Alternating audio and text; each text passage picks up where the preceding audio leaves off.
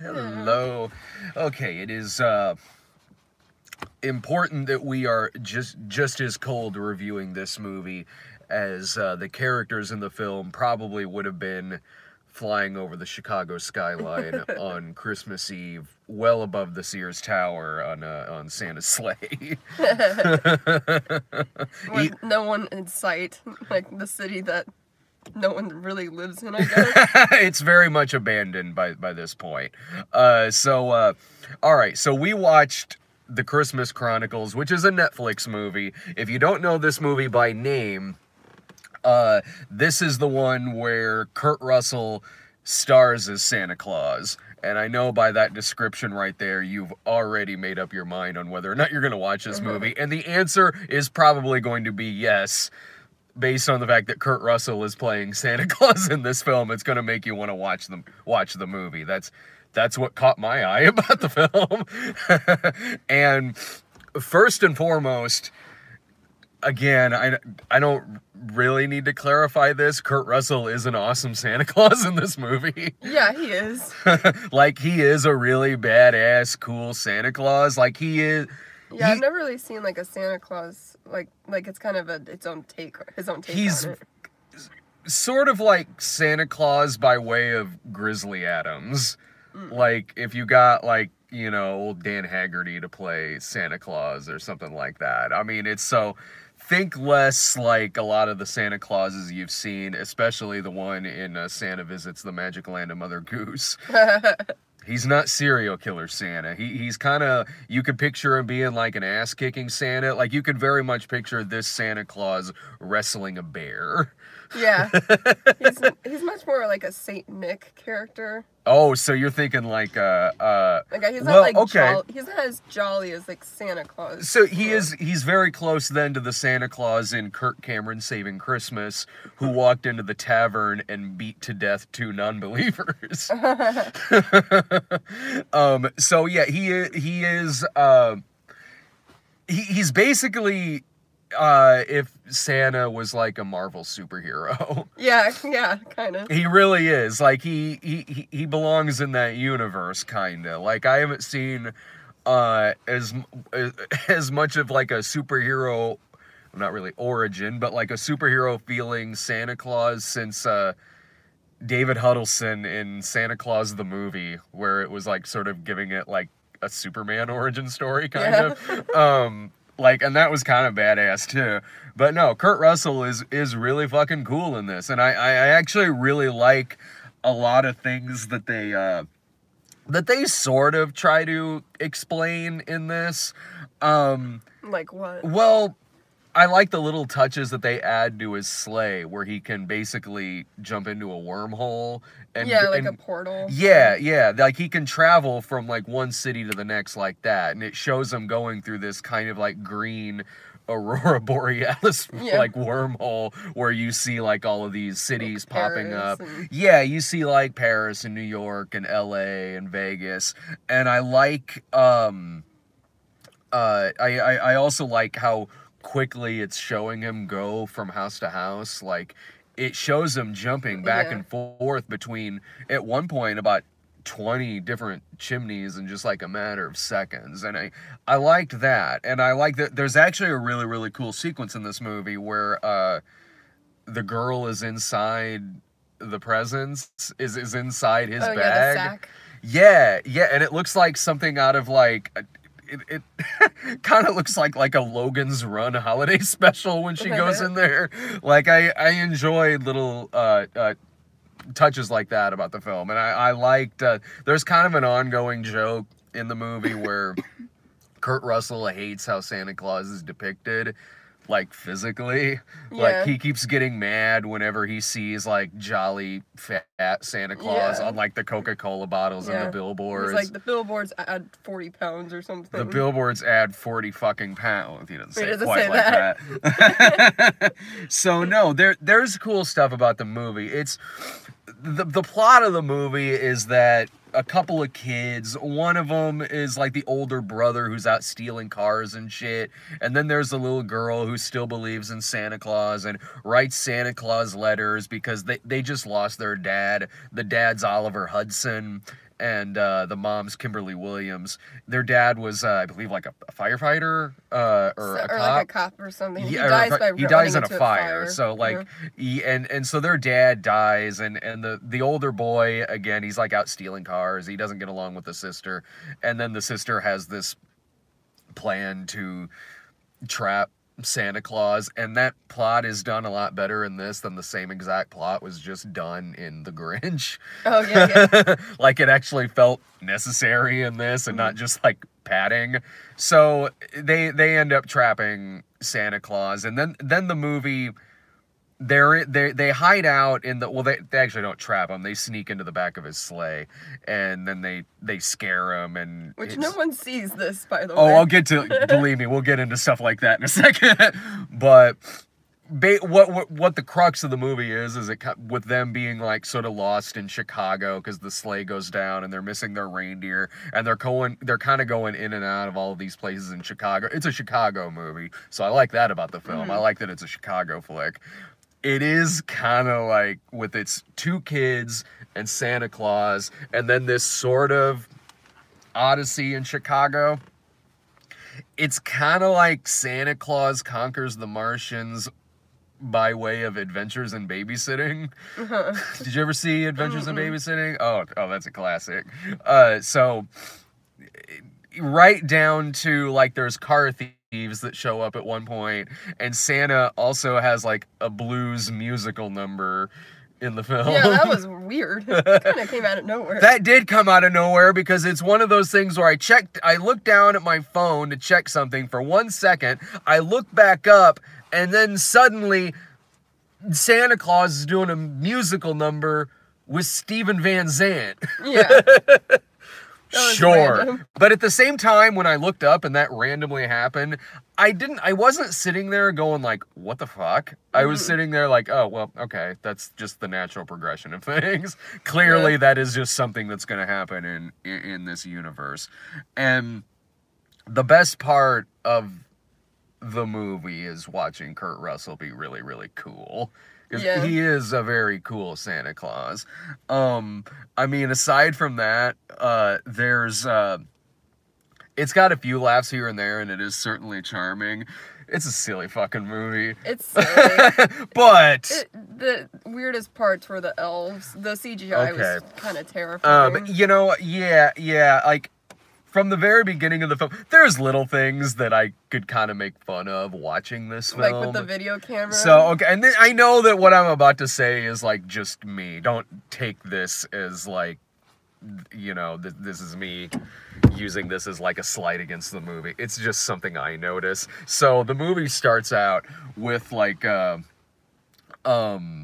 montage of like 8 Christmases in a row, all from 2006. Yeah, from like 2000. Yeah, so even longer, I guess, 2006 to present, and it's all from the point of view of this video camera that they're using, and it's showing like Oliver Hudson and Kimberly Williams and the kids together. The kids are growing up. Meanwhile, the parents not aging a single day. Barely. Oliver Hudson is not changing his hairstyle at all. Kimberly Williams is just kind of tying it back into a ponytail a couple of times.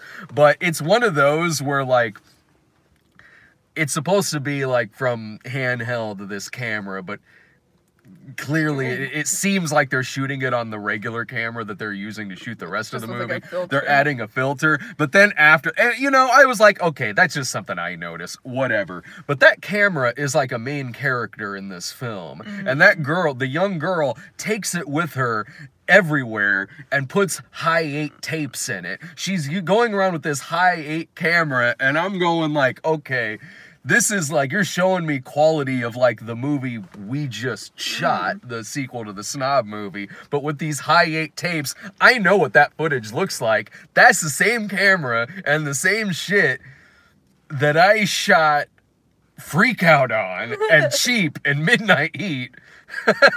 Yeah. It was just a silly observation. Again, that's just a silly observation. Like, that's just something I notice.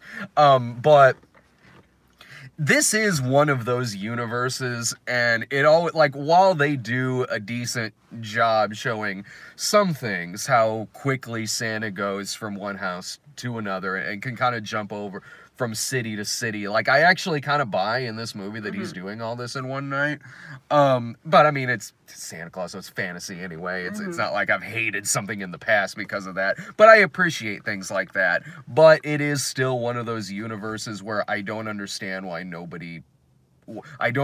people don't believe in Santa Claus in this universe. You said, like, universes where, you know, something like Elf, or where there's really Santa... Or the Santa Claus. Yeah, like, and you're like, these kind of movies confuse me. Like, I don't understand how this universe works. Yeah. Because it's like, do you just become an adult, and then you just not remember, like, you just forgot about Santa? Or... It's just like one sentence of explanation. Does Santa Claus use some kind of like mind trick to convince parents that all of these strange gifts, it makes sense that they are suddenly in the house now? Again, that's just me. That's just something. It'd be like I mean, one sentence of explanation in any of these movies could probably explain that, but very rarely do they ever do that. It'd be like if I was watching Iron Man 2 and there were people that didn't believe in Iron Man. Yeah, because we see Santa Claus, like, he's not really, like, he doesn't really try that hard to hide. Yeah, in this movie, it's like, I don't understand why there's people who don't believe in Santa Claus. Yeah, his sleigh's just hanging out in the suburbs. Yeah, it's not hidden. It's there in the street. There are, like, these, you know, like... Maybe only children can see it, or something. If they said that in the movie, then I missed it. But even then, like, the girl, like, she captures Santa Claus on film at one point, even though he's traveling like the Flash. And so, like, a lot of this, I'm like, how has it taken this long for this to happen? Where somebody finds, like, Santa Claus, like... Santa Claus. Well, you don't even need to see him. It's like, who's the stranger dropping off presents in our home? I know that's such a nitpicky thing, but it's a fun thing to talk about, and but this isn't me doing this as like a slight against the movie. It's just a fun thing to talk about in these kind of things. It's like, it doesn't make much sense, but okay. When Kimberly Williams is when the kid gets a letter back from Santa Claus, and then Kimberly Williams is there, like, so it's moments like that where I sit there, especially when we're watching this at home on Netflix and we can talk during it, and we go like, so... Does the mom then believe in Santa Claus? Otherwise, is she wondering who this... Is she wondering... Well, the boy does, because, like, he just spent the night with him. No, before. Before, but yeah, then it turned out he kind of did, because he wrote a letter to Santa Claus. Yeah, yeah, I didn't think about that. And like, my favorite part of this movie... And I don't know if Santa Claus was saying this to fuck with the kid, because later it's one of those where it's like, okay, he's been trying to teach him a lesson or whatever. But I hope that this one thing that he said is true. There's a detail in this movie that I really like, and it's this watch that Santa Claus has around his wrist that it's less gauging time and more gauging, like, what Christmas spirit or something like that. So it's like this... Like a thermometer. Like, it's like a percentage watch. Yeah. Like, it's gauging, you know, what the percentage, how high the Christmas spirit is. And that's why he's delivering presents. And that's why war exists. Yes. And that is because, like, when Santa is stranded in Chicago, the dude in the chat is way ahead of me. Yeah. That's exactly the point that I'm about to say. Like, so, he says, like, if he says to the kid, like... Okay, we got to get out of here. We got to get out of Chicago. I got to deliver all these presents, because any time in the past that I've missed delivering presents on Christmas, every war that you read about in class was because Christmas spirit wasn't as high when I failed to do my job. So Santa caused all these wars. This nuclear bomb went off in my head, like, thinking, like, please tell me Santa Claus caused, like, World War II. Like, he didn't... Is this movie telling me that Santa Claus, his failure to deliver presents, caused the Holocaust? Didn't even celebrate Christmas either. But sometimes... Yeah! Like, also, like... Well, was it also Santa not delivering presents, but... it turned out to be a blessing in disguise because it eventually led to freeing the slaves after the Civil War. He didn't do his job. Hey, blessing in disguise, all right. Yeah, I think not just war. I think he sounds like any bad moment in history, like probably like the Great Depression. 9/11? Santa Claus caused that? Santa Claus caused 9/11. Man, I hope that it wasn't just him fucking with that kid, that he is actually telling the truth right there. And he also, the thing with the hat. Oh, okay. So, Santa Claus, part of why he says that they're stranded in Chicago is because he lost his hat, like in this wreckage, which, first of all, his sleigh is hilarious because it's very, very high powered and can jump through wormholes and all these portals and go from city to city, yet gets taken down very easily. So, like, the kid just taps him on the back and goes, "Hey, Santa," and he's like, "What? Huh?" And the sleigh goes flying everywhere. The reindeer get lost in Chicago.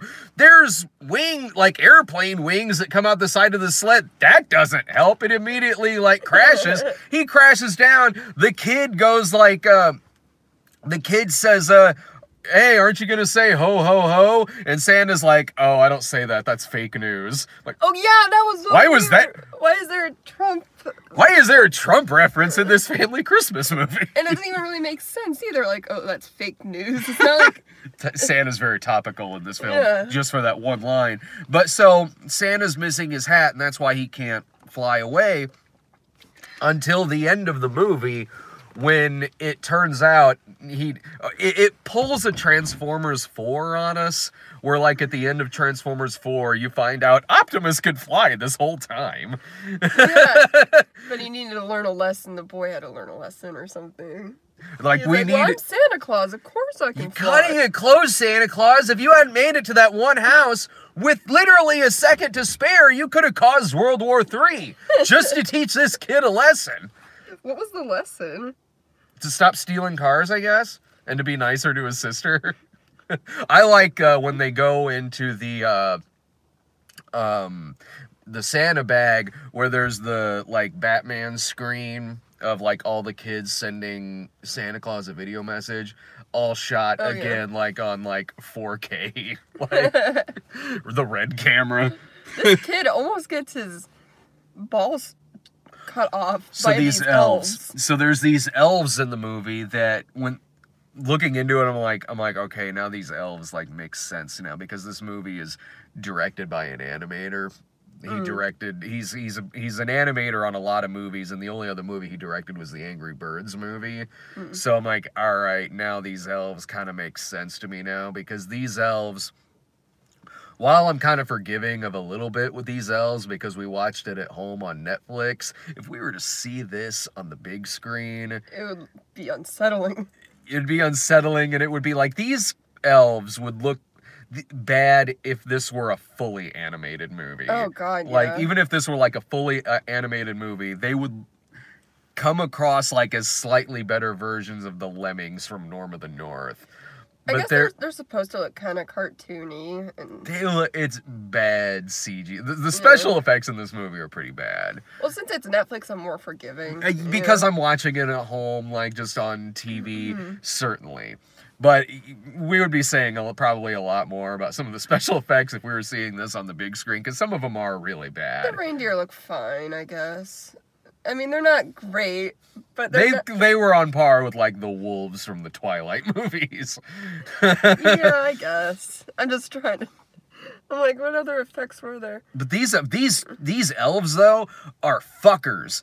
They're basically the elf equivalent of the minions in this. They speak Elvish to each other, and they go around doing kind of pratfalls and shit. But then at one point they turn into the demonic toys. It could be the elf movie that actually did have Dan Haggerty in it. This horror movie that I watched some years ago. And so one of them, they take down, the elves take down this like car thief gang, and then they go up to the main kid in the movie, the older brother. They are this close from taking a chainsaw to his dick. Like, one of them just has a chainsaw. Reasons? Like, was this a gift to a child? It was a tiny chainsaw, or does this elf own that tiny chainsaw and just carries it around because he's a fucking killer? So he's going to castrate this kid. Poor kid. Like, no, it's not implying anything at all. It is straight up, he is going towards this kid's junk with a chainsaw. Until, like, at the last second, he finds out, oh, the kid's, like, one of them, and he's fine. I'm sitting there going, like, that was about to get really gruesome really fast. With one of Santa's elf hacking teenagers' dicks off with a chainsaw. He was doing that like he's done that shit before. Yeah, he's a sadistic bastard. Don't end up on the fucking naughty list. Yeah. Like I'm missing something because there was something else. There's probably a lot that you could miss about this movie. I Like, was a lot little does kind of happen in this film. Like, Santa gets out of jail because he sets like a cop up with his ex-wife, with the cop's ex-wife. Lamorne Morris is in this, and he's playing a cop in it. So it's sort of like, oh, did Winston from New Girl, like, because he was a cop on that too. Is he now a cop in Chicago? Also there, to get into another spoiler here, I do kind of want to see a sequel to this because it shows who Mrs. Claus is at the end of the film, and I guessed it early on since Oliver Hudson was the dad at the beginning of the film. And then they mentioned Mrs. Claus, and I said to you, this is a spoiler, if you don't want to know who plays Mrs. Claus in this, you can probably guess by where I'm going. So I said to you, I'm like, is it going to be Goldie Hawn playing Mrs. Claus? And at the end, Mrs. Claus comes up and it's her and Santa together in the workshop. And, like, it's kind of cute to see. It is. Like, I mean, they've been together for like 35 years or something like that. So it goes without saying their chemistry is excellent in the film. Like, even for that one moment, like, there between the two of them, I was sitting there going, like, God damn, their on-screen chemistry is amazing. Like, I was like, I kind of want to see a sequel to this where it's just kind of about those two in Santa's workshop. Cute. I would really, really kind of dig the hell out of that. Because no, go ahead. So maybe they'll do like a sequel to this, but a different holiday, kind of like Rhapsody Street Kids. Like, I would say direct remake of Rhapsody Street Kids. Well, because they were teasing like, oh, we're gonna do an Easter movie next. Did they? I think so. Yeah. Oh, I must have missed that. Yeah, because at the end of Rhapsody... Rhapsody Street Kids. I thought you were talking about this movie. Oh, no, I just said, like, maybe if they do a sequel, it'll be a different holiday with the same kids. Yeah. Even though Kurt Russell was the best part of the movie, so I would rather just see a Santa Claus movie than just following these kids. Maybe Robert De Niro is the Easter Bunny. Is he in a suit? Or is he like... Yes. And then they'll make a, gosh, what else could they do? Halloween. Well, yeah. Thanksgiving. Thanksgiving. You could do a St. Patrick's Day movie with Christopher Walken. As a leprechaun? Yes. Christopher Walken as a leprechaun? Mm-hmm. Oh my god. But he wouldn't have like an Irish accent, he would just be... It doesn't matter. I'm watching that shit. This movie is really gritty Easter bunny. Yeah, I mean, this movie is called The Christmas Chronicles. Maybe that implies there will be more of these films. This does well, especially. Because why not? I mean, like, while there's fun stuff to talk about with this, like we've been kind of doing, the movie is, it is above like a typical TV Christmas movie. Yeah. It is. I mean, this isn't a great film. I mean, it works when not Christopher Walken. It works when Kurt Russell is on screen. He's playing Santa Claus. Like, it kind of works for that gimmick alone because he does really command this movie. Mm-hmm. Other than that, yeah, there's plenty of silly things you could talk about with this. It's not a laugh out loud funny movie. Like, I was expecting it to be worse.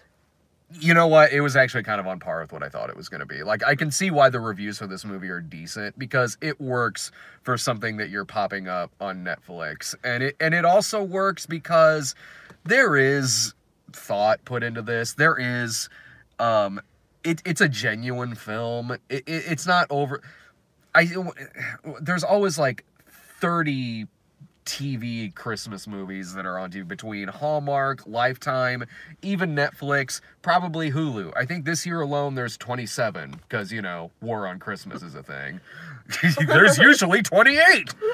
It's not like it's a Christmas letter to Santa. Yeah, it is not like, it's not mean-spirited, because like those movies, they'll have like this crazy woman who like enters this man's life, and then the wife is like really insanely jealous and portrayed as like this villain, where it's like Dear Santa. Yeah. It's not something like Dear Santa, Christmas Kiss, or a majority of that stuff you see on Hallmark or Lifetime. As funny as those are to watch, because they are funny to watch, but there's no passion behind them. They are conveyor belt films. They are just movies that are just shat out on an assembly line.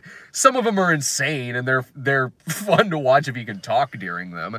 But I mean, hell, even a lot of them are clearly shot like in the summertime, because they're taking place like in LA or something like that. I think Ryan's edited a couple of them. He edited one that Chevy Chase was in a couple years ago, I think. This movie's not that. I mean, this movie has Chris Columbus behind it as a producer. Oh, really? Yeah. I must have missed that. You can tell. Like, and also, like, it looks like Christmas. It doesn't look like one of these Hallmark films that's shot in, like, June, and they're saying it's Christmas. There's... Probably helps it looks Chicago, too. Yeah, it looks very wintry. There's snow everywhere. There is a budget behind it. The movie... I mean, just... Yeah, even though the special effects aren't very good, just saying the movie has a lot of special effects in it is instantly saying it's more ambitious than something you're gonna pop up on Lifetime. So there is heart behind this. They are being genuine with it. I think they did just want to make a fun Christmas movie that you could just pop up on TV. It's and good it for, works like, little as that. kids, I think. Oh, yeah. Yeah, like, well, obviously. I mean, they're definitely gonna get the fake news joke. That was so random. It's not like Santa Claus with Tim Allen. Wait, is that what it's called? The Santa Claus? Yeah. I would kind of put it on par with that, honestly. There's some like adult themes in Santa Claus, like divorce or something. Oh, so did this. Oh, wait, that's true. This has, like, the kid's dad died and he almost got his dick chopped off by a chainsaw. Santa Claus is better, but... Than this? Yeah. It's been a while. You know what? I actually remember liking that movie. You know, I didn't really grow up with that, but I watched it for the first time not that long ago, and I remember being fine. I never saw the sequels to the movie, but no, I remember that movie being fine. The third one's pretty bad. The Jack Frost one? Yeah, I didn't see that. I remember, that when that came out. Parents rented it or something, and we were like, yeah, I remember liking that movie just fine. I don't know how, it's been a while since I've seen it. I don't know how it holds up. But like when Santa Claus actually dies, he like murders Santa Claus, like manslaughter. See, that's what I like about these kind of movies, is you can go places like that in your head. Yeah. You can do that in that movie. You can do that all over the place in the movie we just fucking watched. Yeah. So... If this movie were playing out in theaters and I went to go see it, I would be like, oof. I mean, it's not that I would say that it's, like, bad, but I would say, like, pooh, this shouldn't be in theaters. Wait for it to pop up on TV or something. But given that that's where it's at, that's fine. Yeah, it's for a TV, what is essentially a TV movie. Yeah. It works. It's above the typical kind of TV Christmas movies that you see. It's charming enough. It's likable enough. It's genuine enough. But I would actually like to do some more of these. I mean, there are, like, again, not that I'm going to do all, like, 27 of them, but if, we got some spots to fill in December for videos, like, I'd be down for, like, oh, hey, look, Life Size 2. That's a thing. I kind of want to see that. See? We'll have to watch that. Is that coming out on Netflix or like? Lifetime maybe? I don't know. I'll have to look into that and see. I like the first one. I've never seen the first one, so I may be going into this totally blind. It's not that hard to follow. Is the first one was a Christmas movie? I think she gets a doll for Christmas. Oh, maybe. okay. No, I don't know. It's been a long time since I've seen it. And I've never seen it. Yeah, you're the right demographic for it. I am totally You're the target audience. Yes. Please let this happen with my blow-up doll. Just like her face is just always like a blowjob face. She got some work done. All right, everyone. Thanks a bunch for watching. We're gonna go back in where it's much warmer, but. Yeah. There is I think Sarah and I are going to that like Pokemon movie that's showing tomorrow. Not Detective Pikachu, but some like it's like animated. Well, yeah, like The Power of Us or something like that. I don't know. I think we are gonna see that because I don't think there's shit coming out this weekend. Like there's I'm surprised. The Possession of Hannah Grace, I think is. Oh well, people are gonna be.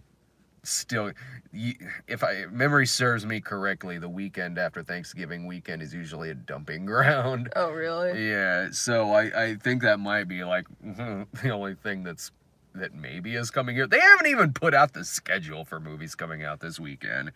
So, all right, everyone, take care. Talk to you later.